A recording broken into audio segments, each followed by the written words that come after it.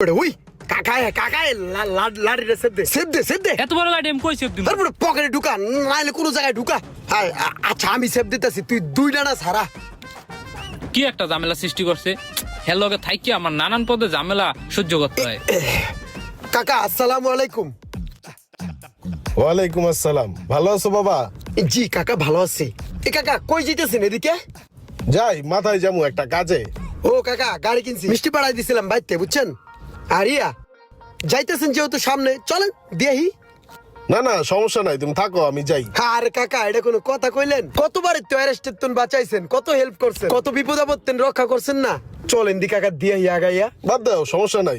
এই মিয়া, আপনি যে কাকারে ডাকেন, আপনার গাড়িতে নানান পদের ব্যাড স্মাইল, এটির গন্ধ পাইবো না? চুপ কর কাকা, রিকোয়েস্ট, সর্বোচ্চ জোর রিকোয়েস্ট, এর বেশি আর কিচ্ছু নেই। চলেন কাকা প্লিজ। ঠিক আছে চলো। কাকা